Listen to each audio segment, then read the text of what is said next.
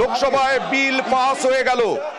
और माननीय उपसभापति द्वारा नाम निर्दिष्ट किए जाने वाले राज्यसभा के 10 सदस्यों को मिलकर बनने वाली संयुक्त समिति को सौंपा जाए।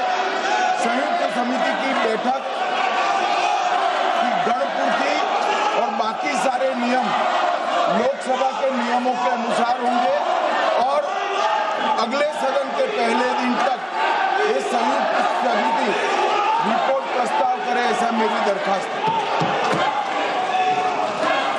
प्रश्न है कि माननीय गृह मंत्री द्वारा प्रस्तुत प्रस्ताव स्वीकृत किया जाए। जो বিরোধীদের প্রবল হই হট্টগোলের মধ্যে বিল পাস হয়ে গেল। 30 দিন জেলবাসে বাদ মন্ত্রিত্ব, 30 দিন জেলবাসে বাদ মুখ্যমন্ত্রিত্ব।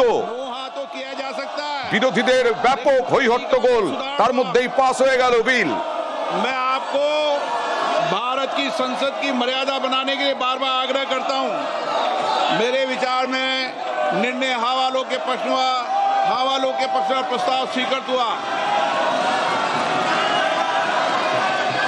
माननीय सदस्यगण, मैं आपसे आग्रह करता हूं कि संसद की मर्यादा गरिमा को मत गिरने दो। देश आपको देख रहा है। कुछ विधेयक राजनीति में नैतिकता के लिए आते हैं।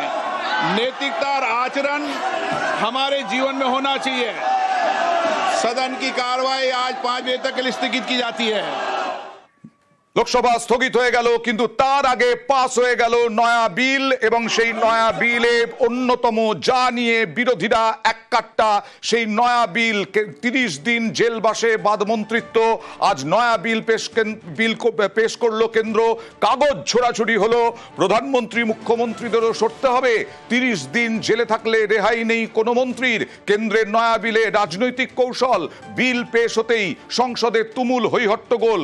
কংগ্রেস, তৃণমূল, আরএসপি তারা তাদের প্রতিবাদ জানান। আর এদিকে বিল পেশ করেন অমিত শাহ। তার মধ্যেই তর্কাতর্কিতে বচসায় জড়িয়ে পড়েন অমিত শাহ। দেখুন। महोदय, मैं प्रस्ताव करता हूं कि भारत के संविधान का संशोधन करने वाले विधेयक को पुनर्स्थापित करने की अनुमति दी जाए। महोदय, मैं प्रस्ताव करता हूं कि जम्मू कश्मीर पुनर्गठन अधिनियम 2019 का संशोधन करने वाले विधेयक को पुनर्स्थापित करने की अनुमति दी जाए। महोदय, मैं प्रस्ताव करता हूं कि संघ राज्य क्षेत्र शासन अधिनियम 1963 का संशोधन करने वाले विधेयक को पुनर्स्थापित करने की मंजूरी दी जाए। বিল পেশ করার পর প্রস্তাব পাস হয়ে গেল। কথা বলবো প্রতিনিধি মৈত্রীর সঙ্গে। মৈত্রী, বিরোধীরা একেবারে হই হট্টগোল, তার মধ্যেই পাস হয়ে গেল। আগামীকাল কি রাজ্যসভায় এবার পেশ হবে? দেখো, এই বিল পেশ করা হলো আজকে, এবং এই বিল পেশের অনুমতি চাওয়া হয়েছিল, এবং সেই বিল পেশের অনুমতি সবাই মিলে তুমুল হইহট্টগোলের মধ্যে পেশ করা হয়, এবং বিল এখনো পর্যন্ত পেশ করা হয়েছে। এবং তারপরে বিরোধীদের তুমুল হইহট্টগোলে এই লোকসভার অধিবেশন আপাতত 5টা পর্যন্ত স্থগিত করা হয়েছে। পাস হয়নি, ভোটাভুটি হলো যে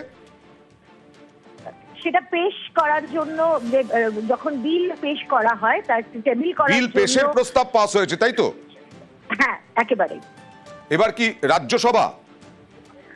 এরপরে জয়েন্ট পার্লামেন্টারি কমিটিতে যাওয়ার জন্য প্রস্তাব দেওয়া হবে, এবং যদি সেখানে পাঠানো হয় তাহলে তারপরে সেখান থেকে বিল ফেরত আসার পর পরবর্তী সিদ্ধান্ত নেওয়া হবে। আর এই প্রস্তাব বিলের প্রস্তাব পেশে যে পাস হলো, এটা নিয়ে তখন কি ছিল এদের ভূমিকা, বিরোধীদের ভূমিকা? দেখো, বিরোধীরা একই রকম ভাবে তারা সোচ্চার ছিলেন। তাদের যে স্লোগানিং চলছিল, স্লোগানিং এবং পাল্টা স্লোগানিং চলছিল, এবং তারা তুমুল হইহট্টগোলের মধ্যেই বিলের যে বিষয়ে তারা প্রস্তাব পেশ করেন, বিল পেশ করেন স্বরাষ্ট্রমন্ত্রী অমিত শাহ। বেশ। আর এই নিয়ে আজকে লোকসভায় তুমুল হইহট্টগোল হয়। অমিত শাহ বিল পেশের পরেই বিরোধীরা কাগজ ছুঁড়তে শুরু করেন। বিলের কাগজ ছিঁড়ে ছোড়েন, ওয়েলে নেমে বিক্ষোভ দেখান। দেখুন সেই সময়ের ছবি। संविधान का संशोधन करने वाले विधेयक संघ राज्य क्षेत्र शासन अधिनियम 1963 का संशोधन करने वाले विधेयक और 2019 का और संशोधन करने वाले विधेयक को माननीय अध्यक्ष जी द्वारा नाम निर्दिष्ट किए जाने वाले इस सभा के 21 सदस्य और उपसभापति द्वारा नाम निर्दिष्ट करने वाले 130th Constitutional Amendment Bill as well as the other two bills I strongly oppose. The bills are to be introduced according to the rules and procedure of the House. The bill is not circulated among the members. Yesterday after 1 o'clock we have received the copy of the bill and I would like to know from the Honourable Minister what is the undue haste and urgency in bringing such a constitutional amendment bill. What is the emergent need of having such a bill? That means the introduction of the bill itself is lacking bona fides. This is with a mala fide intention to destabilize the opposition ruled states in various parts of the country. Number one. माननीय अध्यक्ष जी, प्रेमचंद्रन जी कह रहे हैं कि जल्दबाजी में लाया गया। इसका सवाल इसलिए नहीं उठता कि मैं इस बिल को संयुक्त समिति को सौंपने की दरखास्त करने वाला हूं। इस पर संयुक्त समिति जो राज्यसभा और लोकसभा पक्ष और विपक्ष सभी सांसदों की बनेगी, जो इस पर विचार करेगी और आपके सामने लेकर आएगी। This bill is to sabotage the basic principle of the constitution of this country. Sir, BJP people are telling this bill is to bring morality in politics. Can I ask a question to the Honourable Home Minister? When he was the Home Minister of Gujarat, he had been arrested, sir. Whether he took the morality of the politics. मैं record clear करना चाहता हूं, मुझ पर झूठे आरोप लगाए तब अरेस्ट होने के पहले मैंने नैतिकता के मूल्यों का हवाला देकर इस्तीफा भी दिया और जब तक मैं कोर्ट से निर्देश नहीं हुआ, कोई संविधान पद मैंने स्वीकार नहीं किया। ये क्या सिखाते हैं नैतिकता में? যখনই বিল পেশ করেন তার পরেই মুখ্যমন্ত্রী মমতা বন্দ্যোপাধ্যায়, তৃণমূল নেত্রী মমতা বন্দ্যোপাধ্যায় তিনি এক্স স্যান্ডেলে কড়া আক্রমণ করে ব্ল্যাক ডে ব্ল্যাক বিল বলেন, কড়া নিন্দা করেন এই সংশোধনী বিলের। এই বিল এবার বিলের প্রস্তাব পাশ হলো। বিল পেশের প্রস্তাব পাশ হয়ে যাওয়ার পরেও হইহট্টগোল এবং এখানে তিনি বললেন যে সুপার ইমার্জেন্সি কথাটাও তুলে ধরলেন। ব্ল্যাক ডে ব্ল্যাক বিল এই এক্স স্যান্ডেলে তিনি কেন্দ্রীয় সরকারের দিকে আক্রমণ নিশানা, সুপার ইমার্জেন্সির কথাও তুলে ধরলেন, ভোটাধিকার কেড়ে নেওয়ার কথাও তুললেন এই এক্স স্যান্ডেলে। আর তার আগে তৃণমূলের সর্বভারতীয় সাধারণ সম্পাদক সাংসদ তিনি এক্স স্যান্ডেলে এর কড়া নিন্দা করলেন। আমরা এই স্বৈরাচারী মনোভাবের কড়া নিন্দা করছি, কেন্দ্রের আনা সংবিধান সংশোধনী বিলের বিরোধিতা করছি।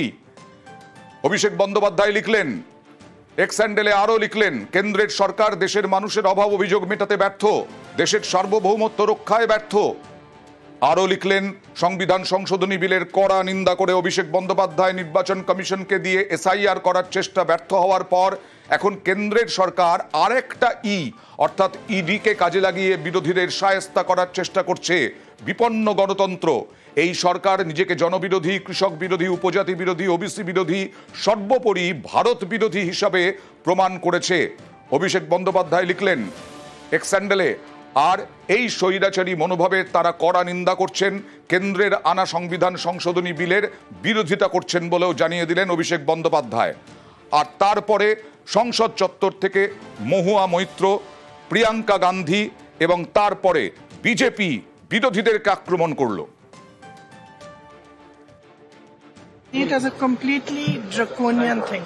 It goes against everything. To couch it as a measure which is being taken anti-corruption is just to pull a veil across the eyes of the people. You don't even have to be convicted. Tomorrow you can put any kind of case on a chief minister and put him in jail for have him arrested for 30 days without even him being convicted, and then he ceases to be chief minister. So I think that it's absolutely wrong. It's anti our constitution. It's against our constitution. It's undemocratic. उन्होंने अपनी कुर्सी अपना रुतबा बचाने के लिए इस तरह के फैसले लिए। बीजेपी की सरकार में डकैती कई तरह की हो रही है, चोरी के ऊपर भी चोरी हो रही है, जमीन की भी है और अधिकारों की भी। अब अधिकारी नहीं आप पे बचेगा। तो ये जो गिरावट हुई है कि उसका कोई भी नाम दे सकते हैं, चोरी नाम दे दें, तानाशाही नाम दे दें, अनकॉन्स्टिट्यूशनल एक्टिविटीज नाम दे दें, तो ये भारतीय जनता पार्टी के व्यवहार में आ गया। পুরো এনডিএ সরকারের ট্র্যাক রেকর্ড কবার 356 ধারা জারি হয়েছে, কোথায় হয়েছে, আর কংগ্রেসের অতীত দেখুন কতবার 356 ধারা প্রয়োগ করেছে কংগ্রেস। আরে তো ভয় কিসে? এটা তো স্বচ্ছতার জন্য সরকার একটা প্রচেষ্টা করছে। সাধারণ মানুষের কাছে রাজনৈতিক দলের নেতৃবৃন্দের সম্পর্কে যে ধারণা তৈরি হয়েছে সেটা থেকে তো বেরিয়ে আসতে হবে কোনো না কোনো। তো একটা সমাজে ভিন্ন বার্তা যাবে, যে আইনের ঊর্ধ্বে কেউ নয়, সেটাকে স্বাগত জানানো উচিত।